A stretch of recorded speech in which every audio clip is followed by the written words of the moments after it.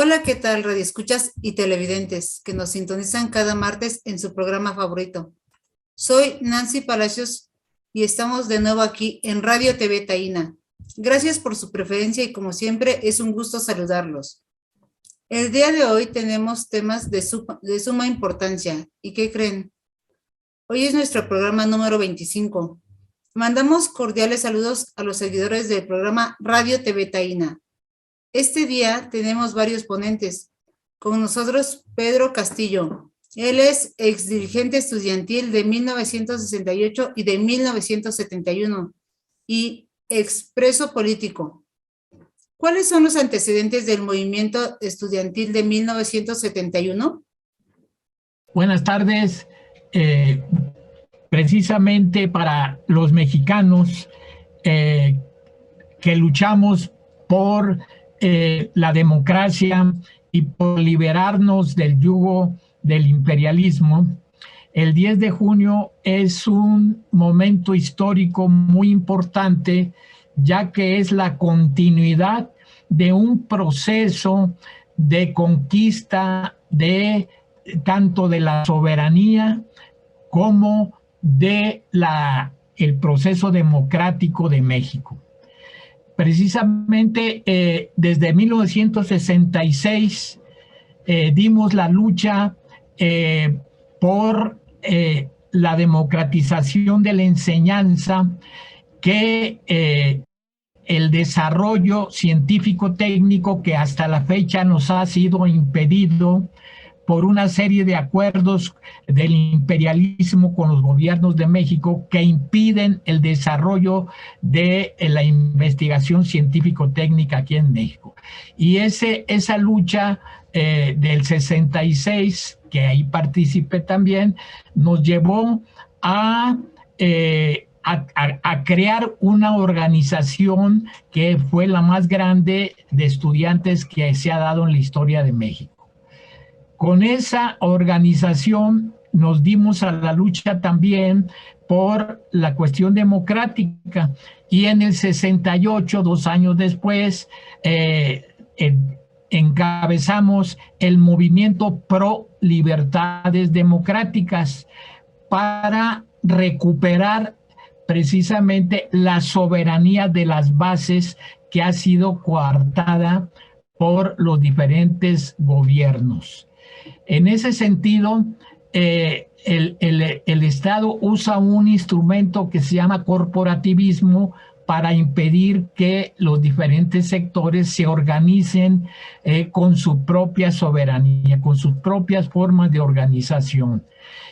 Dimos la pelea precisamente contra eso que se dice presidente, pero que en realidad es un soberano absoluto que usurpa la soberanía del pueblo que está integrada en la Constitución. Al avanzar en esa situación en el 68, bueno, pues vino la masacre del 2 de octubre. El movimiento pasa a sigue, o sea, hay un repliegue táctico, pero sigue, y entonces se da el vínculo con los obreros, los campesinos, los sectores populares, y se avanza precisamente en la cuestión de la reforma universitaria. Y así llegamos al 71. En el 71 salimos de la cárcel varios de los presos políticos que caímos precisamente por lo del movimiento pro libertades democráticas del 68. Nos reincorporamos a ese movimiento. Nos encontramos con que seguía, es muy importante, seguía el trabajo organizativo, seguía la iniciativa por parte de las fuerzas liberadoras, de las fuerzas que se planteaban reconquistar la soberanía de las bases. En ese contexto, en Nuevo León se dio una lucha encabezada por toda la comunidad universitaria, tanto estudiantes, maestros y su rector. Y se planteó crear una ley democrática, ley orgánica para esa universidad. A esa ley se le llamó ley paritaria porque se dio precisamente conjuntamente entre autoridades, maestros y estudiantes. Ante ese avance de las fuerzas democráticas en Nuevo León, existe toda una corriente conservadora, muy, muy conservadora, que tiene tanto controlado el gobierno como la cuestión de la estructura económica. Ese gobierno controlado por la oligarquía de Nuevo León, lo que hizo fue reprimir al movimiento que estaba planteando la ley paritaria y puso a un coronel como rector y una ley orgánica fascista. En ese sentido es que se inicia el proceso de lucha. Se inicia un proceso en el que los diferentes elementos a nivel nacional, en nuestra organización nacional, nos incorporamos a esa lucha. El 23 de mayo de 1962 se lleva a cabo la ejecución del revolucionario y guerrillero Rubén Jaramillo, suceso conocido también como Operación Xochicalco, donde participa el ejército mexicano y policías judiciales en su ejecución. Pedro Castillo, ¿qué fuerzas intervinieron en el movimiento de 1971? El movimiento allá en Monterrey, digamos, ya no fueron dos posturas, la de Monterrey, del Grupo Monterrey y el movimiento democratizador, sino interviene una tercera. Ya son tres fuerzas que participan allí y una de las fuerzas era la encabezada por el presidente de la República, que quería aprovechar ese movimiento para deshacerse de algunos de sus competidores. En ese sentido, se convoca a una manifestación, pero la idea original era de que se llevara al Zócalo a la gente para que el presidente saliera a proponer una serie de cosas que desviaban totalmente la atención y jalaban hacia la postura de él. En ese sentido, nosotros decidimos no ir al Zócalo, sino al Monumento a la Revolución, y en lugar de plantear lo que quería el presidente de la República, nosotros planteamos 4 puntos, que fue la ley paritaria, la educación científica, la alianza obrero-estudiantil y la libertad de presos políticos. Se quiso adelantar el presidente de la República y entonces corre de la universidad al coronel que estaba de rector, pero para poner el suyo, no para poner el nuestro. Quita la ley orgánica del Grupo Monterrey, pero para poner la de él, no la ley paritaria. En ese contexto, quita al propio gobernador para poner el suyo, y nosotros dijimos, no, nosotros no estamos luchando para una pugna interburguesa, estamos luchando por una ley paritaria. Entonces, cuando nos reunimos para salir la manifestación, estas gentes que ya estaban cooptadas por el gobierno plantearon de que se hiciera un mitin de triunfo porque ya habíamos ganado. Y entonces todos nosotros dijimos que ganamos. Nuestra lucha es la ley paritaria, no la propuesta de Echeverría, el presidente. Cuando no aceptamos eso, entonces ya es cuando el presidente, o sea, maneja su plan B. O sea, el plan B precisamente era el castigo ejemplar. Si no aceptan, si no caen en las propuestas gubernamentales, entonces, bueno, es cuando ya se dio la situación armada. Primero salimos nosotros y se dio un primer enfrentamiento, salen los sujetos entrenados con kendo, repelen a la manifestación. Sin embargo, era tal la fuerza con la que se actuaba que vuelve a cargar la manifestación contra estos que después supimos que eran los halcones.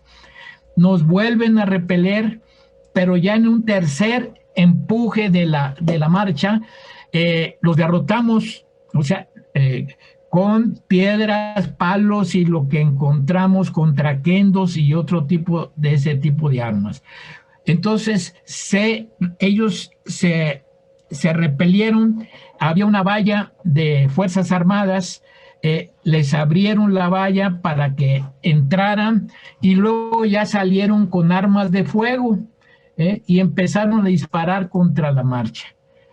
Pero no solamente dispararon desde donde estaba la cabeza, sino ya desde 3 puntos distintos se dio la matanza. No sabemos cuántos cientos de compañeros quedaron ahí muertos, cuántos quedaron heridos, en fin, porque a muchos de los que se llevaron a la Cruz Roja y a esos hospitales, llegaron estos elementos a rematarlos. Entonces, el movimiento siguió, o sea, no paró el movimiento. A pesar de esa masacre, el movimiento no paró, porque esa era, de ese tamaño era la convicción de que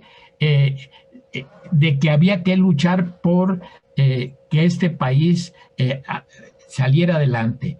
Y seguimos organizando obreros, seguimos organizando campesinos, seguimos organizando fuerzas populares y sobre todo en los hechos creamos la Universidad Pueblo, la Universidad del Servicio del Pueblo, los cogobiernos, los autogobiernos, las preparatorias populares, siguió el movimiento y ahí es donde ya el gobierno, para liquidarnos totalmente, es que ya no es una represión la que emplea contra nosotros, sino lo que se llamó la guerra de baja intensidad. Esto es guerra de exterminio de todos nosotros.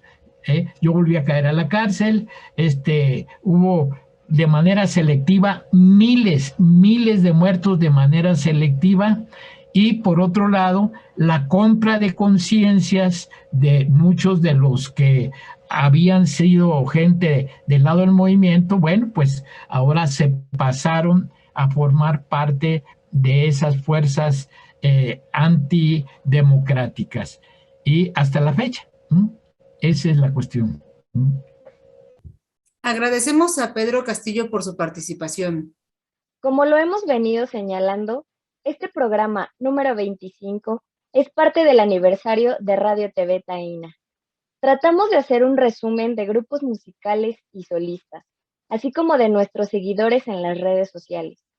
En este último programa no nos queda más que agradecer toda su colaboración en el segmento cultural a los que contribuyen con su talento creador y a los que se toman el tiempo en comentar los temas y aportan con sugerencias al contenido del programa.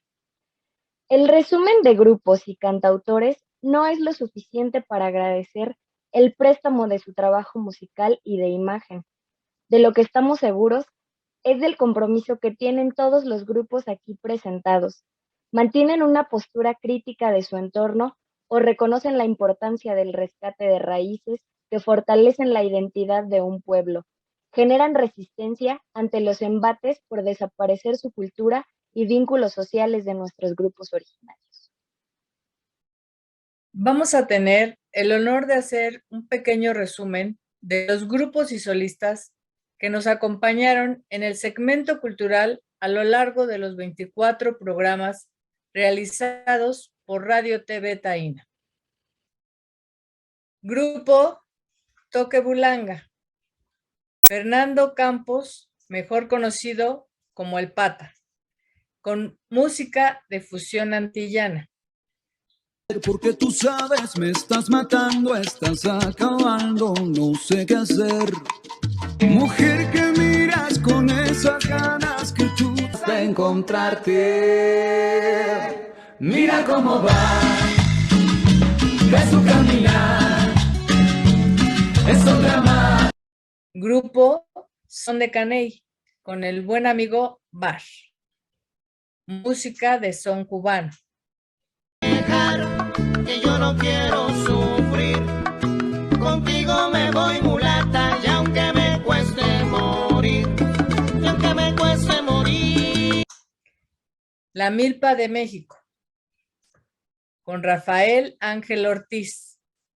Música tradicional mexicana.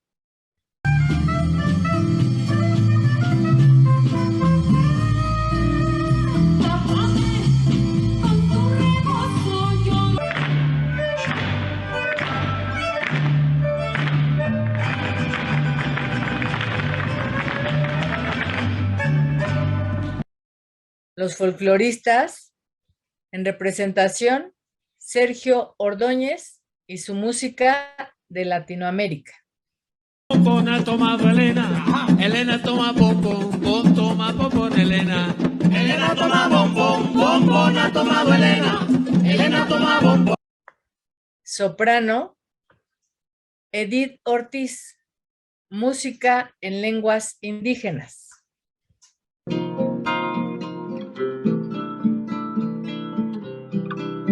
Y tan bello puro fe. Grupo Danza Tierra Mexicana, con Denise Maya.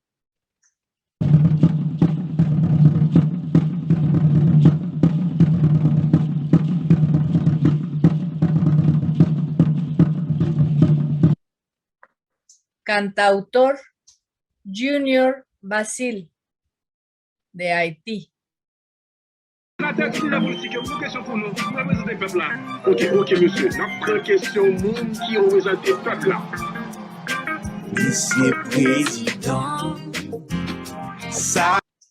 Cantautor Roy Brown, de Puerto Rico.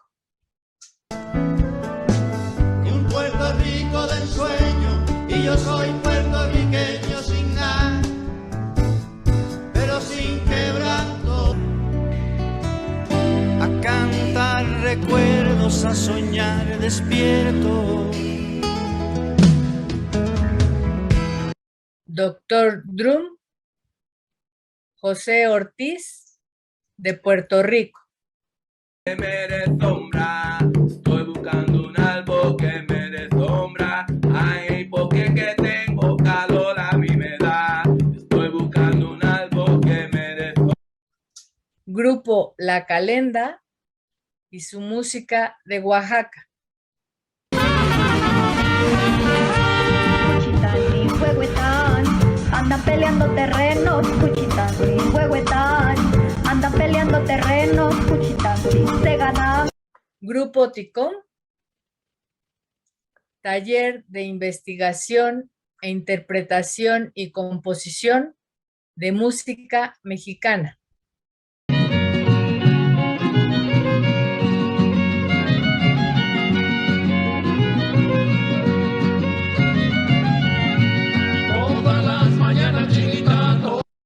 Grupo Son Convergencia. Interpreta al compositor Alberto Mariscal.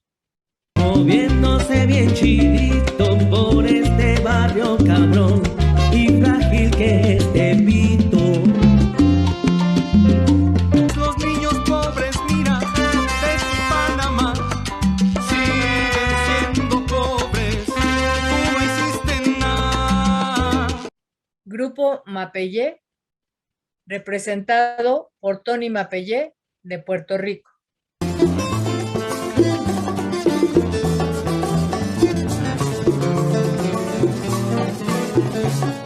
Abrirle camino a nuestra cultura. Grupo Los Parientes de Playa San Vicente, música jarocha. Si la piña no sazona, si la piña no sazona, da gusto verle la flor, si la piña no sazona y despide hermoso aroma. Grupo Mecay, director Raúl San Germán, presenta rock fusión. Ella quiere saber lo que hay detrás de tantas palabras. Ella quiere dejar. Cantautora Mari Ríos de Querétaro. Pensar que al salir de mi casa tal vez no regrese. Quiero que esto cambie.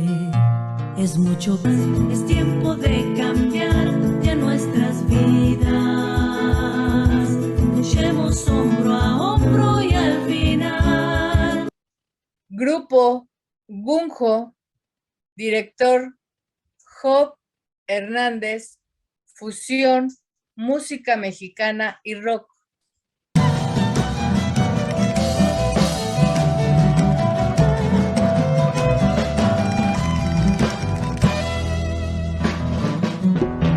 Para poder decir que nos duele y aprieta, que hace gracia y propuesta. Documental Filiberto Ojeda, texto Enrique Guerrero e imagen de Freddy Vadillo. Protestas y bajo tu pecho todavía late un corazón. Protestas la conciencia colectiva que despierta. Protestas la marea humana que se une. A geografías prohibidas. Contamos con la presencia de Noel Aguirre Ledesma. Él es licenciado en Ciencias de la Educación, ha escrito varios libros y fue miembro del Consejo Directivo del Consejo de Educación para Adultos de América Latina y del Caribe. ¿Cuáles fueron las conclusiones del Foro Social Mundial en México? Bueno, para plantear lo que son las conclusiones del Foro Social Mundial, lo que hay que tener presente es el momento en el que estamos. Lo primero es que se ha abierto una larga pausa entre el último Foro Social Mundial, el 13º, y este que se ha realizado recientemente, que es el 14º. En medio de eso tenemos a la pandemia, pero otras preocupaciones que surgen del último tiempo, como por ejemplo una crisis de carácter civilizatorio, por ejemplo todos los efectos de la pandemia que en realidad terminan siendo una sindemia, es decir, que no solo afecta en lo biológico, sino también tiene que ver con lo social, con las carencias, la discriminación, la desigualdad. Y tercero, también nos encuentra en un momento donde hay una arremetida de los organismos transnacionales vinculadas a la tecnología, vinculadas a las telecomunicaciones, pero además también un contexto donde la guerra se hace más marcada en este momento. Entonces, este evento, el Foro Social Mundial en su 14ª versión, lo que hace primero manifestar una preocupación muy clara frente a estos fenómenos. Tanto la guerra, tanto la sindemia, la crisis civilizatoria, pero también de una arremetida, una civilización que trata de una tecnología que trata de llevarnos a otras miradas distintas a las que se ha ido construyendo hasta el momento. Y eso reafirma lo que vendría a ser las principales conclusiones. Primero es que hay una profunda preocupación por el tema de la pandemia, de las desigualdades, de las discriminaciones, de los efectos, del carácter comercial que se le ha dado en este momento, en este periodo que hemos estado marcados sobre eso. También producto de este momento, se ve que hay que preocuparse mucho sobre lo que es el ajuste estructural y las supuestas austeridades para tratar de equilibrar lo que es el sistema monetario, el sistema fiscal, que en realidad en el fondo está comenzando otra vez a incidir en las grandes poblaciones. Tercero es que se afirma con absoluta claridad que se está comenzando una nueva fase de lo que se ha llamado el altermundismo, una mirada alternativa frente a todo lo que se está marcando desde un mundo de corte occidental, desde una mirada más neoliberal, desde una mirada capitalista, y ahí se fortalece, se cohesiona mucho más todo lo que es el movimiento altermundista de todo lo que son estas corrientes que estuvieron presentes en el Foro Social Mundial.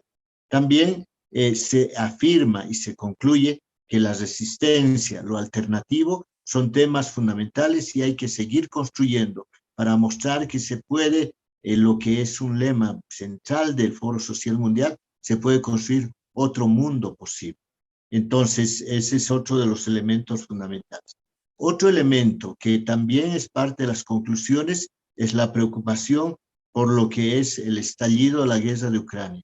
Pero además de las otras formas de invasión, de guerras que se tienen, donde se genera sobre todo bastantes efectos en las poblaciones, de la población civil, la población que tiene menores condiciones, etc.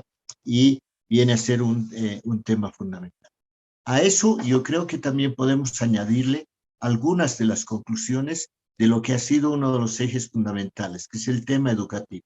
Fundamentalmente en el sentido que hay que preocuparse y hay que trabajar en lo que es, sobre todo, la construcción de las otras educaciones. Unas educaciones que dejen de ser, por ejemplo, capitalistas, que dejen de ser neoliberales, que dejen de ser colonialistas o de carácter patriarcal.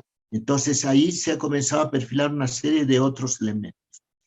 Al final, lo que queda es que nos comprometemos para seguir trabajando de aquí para adelante. Y ahí podemos encontrar las principales conclusiones.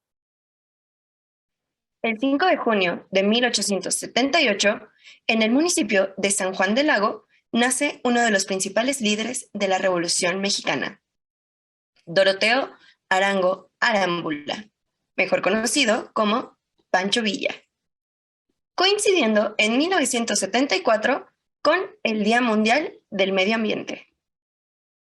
Licenciado Aguirre, después de la realización del Foro Social Mundial en México, ¿qué sigue? Otro elemento a analizar es qué sigue de aquí para adelante. Primero hay que entender el carácter del Foro Social Mundial.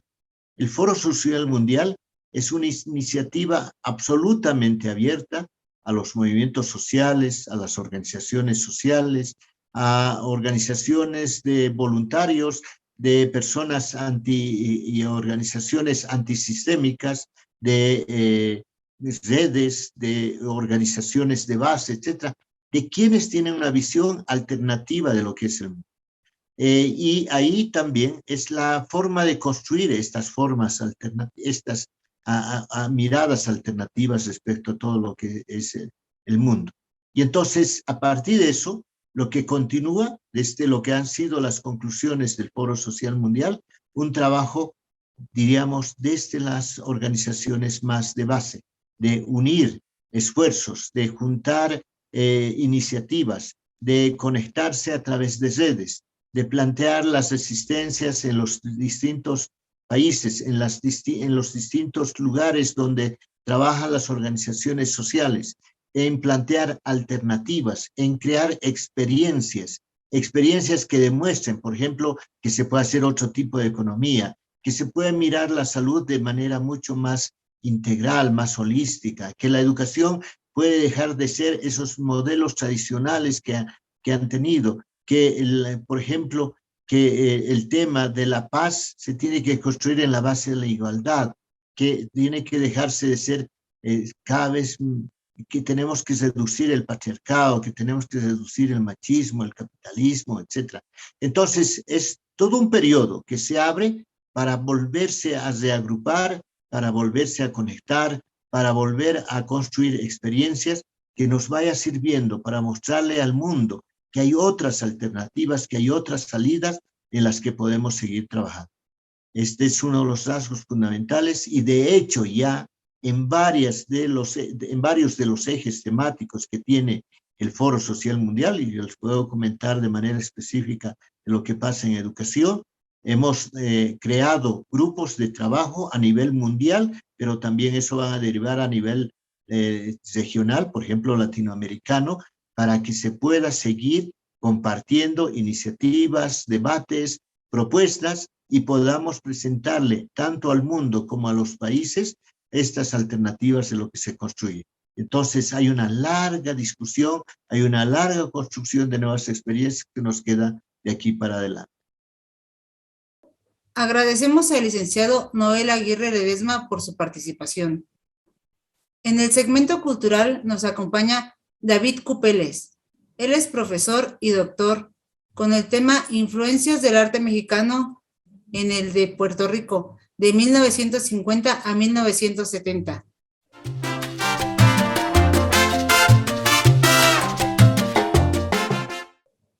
¿Podría explicar los motivos que tuvieron dos artistas boricuas para estudiar arte en México?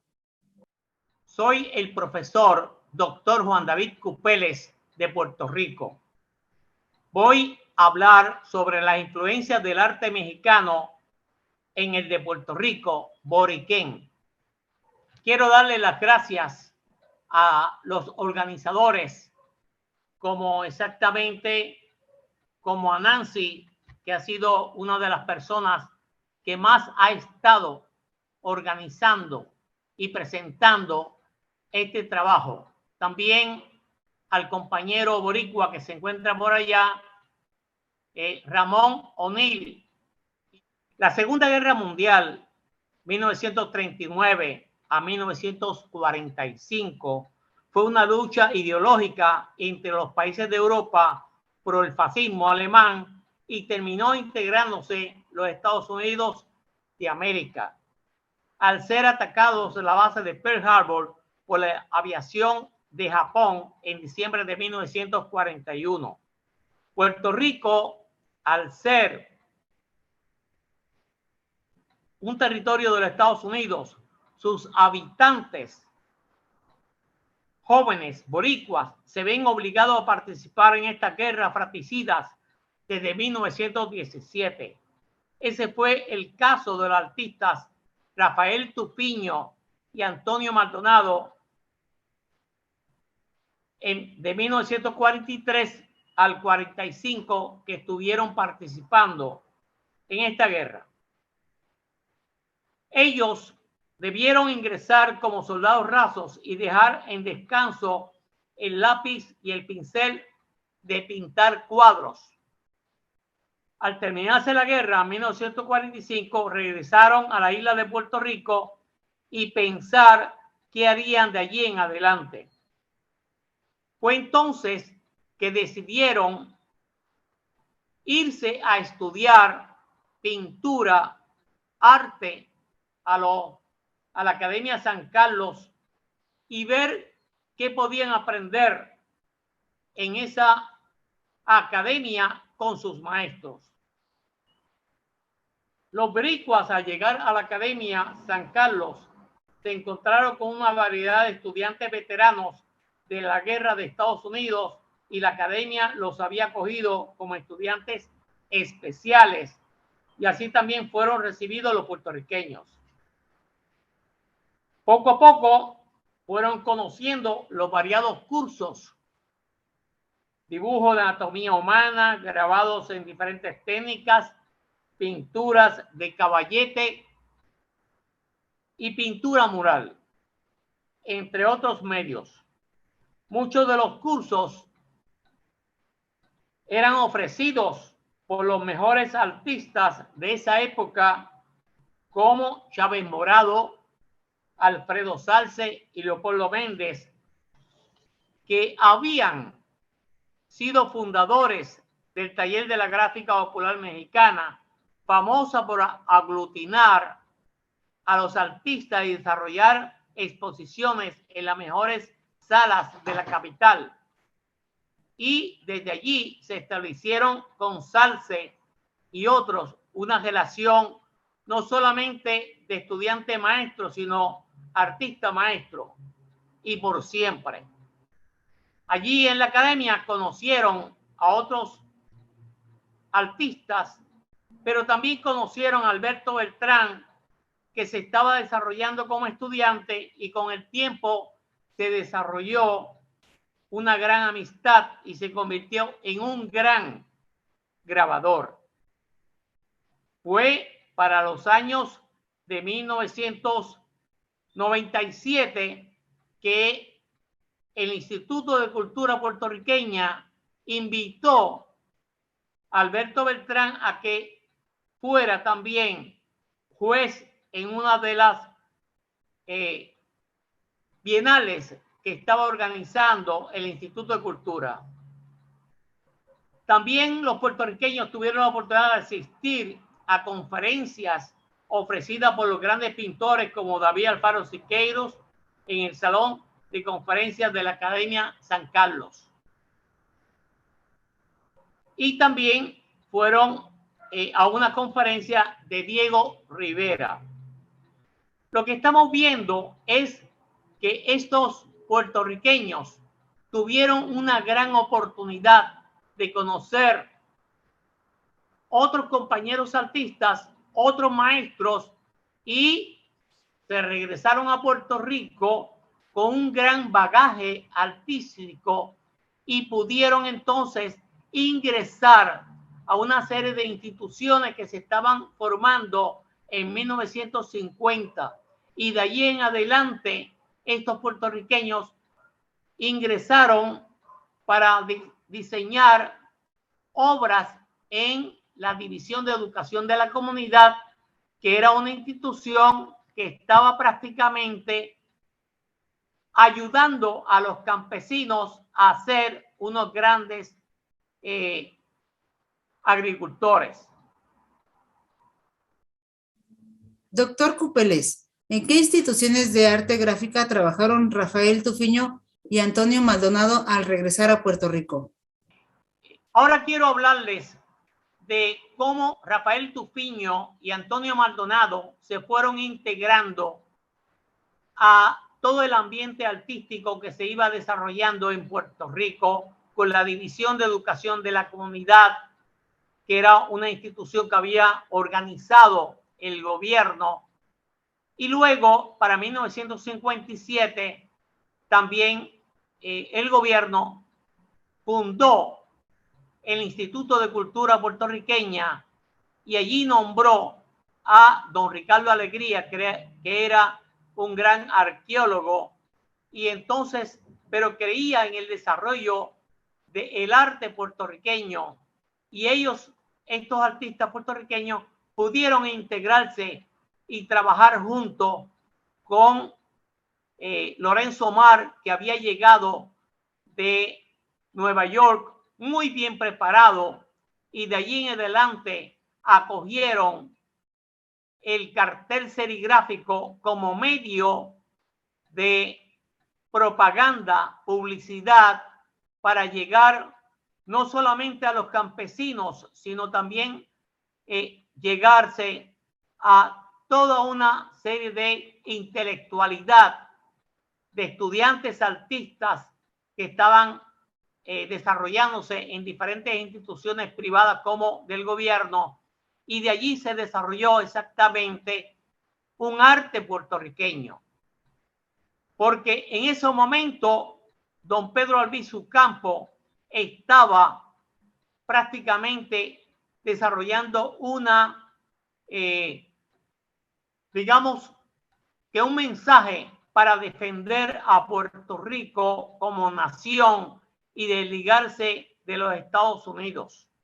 Así que vemos cómo estos artistas llegan a un buen momento a Puerto Rico, y con las ideas que traen de México y las ideas que se están desarrollando en Puerto Rico, ellos pueden integrarse y darle mayor empuje a nuestra identidad nacional que era lo que estaba desarrollando don Pedro Albizu Campo y otras organizaciones políticas de izquierda. Así que vemos cómo el arte se desarrolla en un ambiente tan acogedor que hoy en día todavía nosotros estamos desarrollando carteles serigráficos y hay un gran auge dentro de el ambiente artístico puertorriqueño, a pesar de la pandemia que podamos estar teniendo. Los músicos, el teatro se está enriqueciendo con todo ese auge que desarrollaron los artistas. Así que Puerto Rico se ha mantenido como una gran nación que lucha por su soberanía, por su arte, por su cultura y tuvo y tiene mucha influencia de México, pero también de la América Latina. Así que Puerto Rico se proyecta como una gran nación artística. Agradezco a David Cupeles por su participación. El 10 de junio de 1971 ocurre un suceso impactante, la matanza del Jueves de Corpus, mejor conocida como el famoso Halconazo, con la participación de un grupo militar que se identificó como halcones, reprimiendo una manifestación estudiantil que estaba a favor de la educación pública. Cifras oficiales calculan la muerte de más de 225 estudiantes y cientos de heridos. Para finalizar, pasaremos a ver la última parte del resumen de nuestro primer aniversario. La agresión de los medios de comunicación a la sociedad se vuelve cada vez más provocadora y para muestra basta un botón. Se promueven narcoseries y se presentan con una apología aberrante llenas de corrupción. Se protege la impunidad de las grandes élites. Hoy, con todo descaro, muchos de estos medios se encuentran al servicio de los intereses de los grandes capitales. Se nos presenta personajes con trayectorias llenas de corrupción e impunidad. ¿Cómo han triunfado? Pues han acumulado fortunas a costa de muerte, droga, corrupción e impunidad. Hoy más que nunca se hace evidente la polarización de posturas políticas en las cuales nos encontramos inmersos todos. Es momento de definiciones. Esto también es parte de los fundamentos a los que apuesta Radio TV Taína y por los cuales se rigen nuestros contenidos. Contribuir en el debate, señalar contradicciones, aportar ideas, conocer nuestro origen, nuestra historia, para no repetir duras lecciones, así como por la lucha de la independencia de Puerto Rico, por sus derechos inalienables para su nación o por evidenciar las infames desigualdades en países con personajes de los más ricos del mundo y su población en la pobreza, o el rezago y contradicciones de gobiernos que se dicen progresistas. Evidenciar el caso de Haití, que fue en los hechos la primera independencia del continente, luchando frente al ejército francés en 1804 y acabar con un lastre de nuestra América, el esclavismo y las colonias. Existe una gran deuda con el pueblo haitiano, pues se desconoce la gran contribución a la emancipación del continente.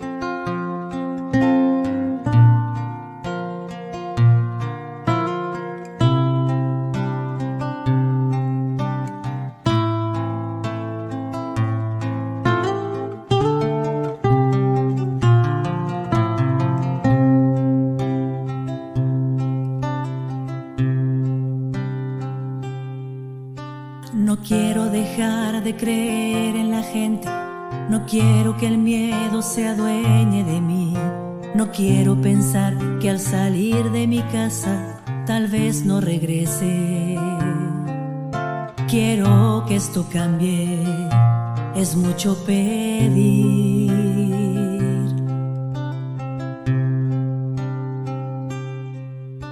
Lo único que quiero es sentirme segura, no temer que alguien me mire al pasar, y quiero ser libre si camino sola, vista como vista, vaya donde vaya. Solo es respetar.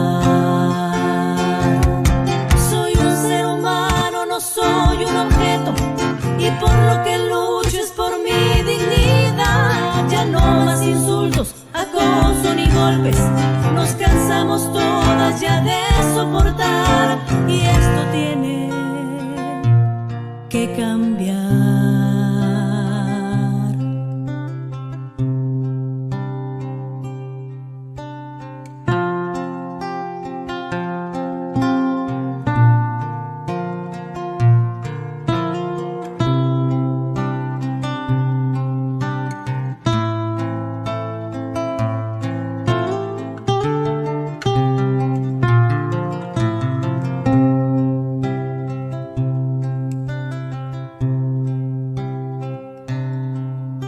Habló por las víctimas de todas edades. Su único pecado fue nacer mujer. Seres aberrantes destrozan la vida de muchas de ellas y de sus familias sin pensar también. Agradecemos en la producción técnica y edición a Freddy Vadillo. En la producción ejecutiva a Juan Antonio Papo, postmortem. A Rodrigo Lucena, a Enrique Caruqui y a Ramón O'Neill. En el diseño gráfico a Anita Avilés. Colaboradores: Elda Carreño, Talía Durán, Sofi Mondragón, Yasmín Durán, Belén León, Enrique Aguilar y Raúl Pérez Ríos. Con gusto seguimos recibiendo sus comentarios en nuestras redes sociales, así como también agradecemos sus llamadas telefónicas. Me despido de ustedes, no sin antes recordarles que sigan compartiendo nuestro programa. Reciban un fuerte abrazo de su amiga Nancy Palacios Ortega.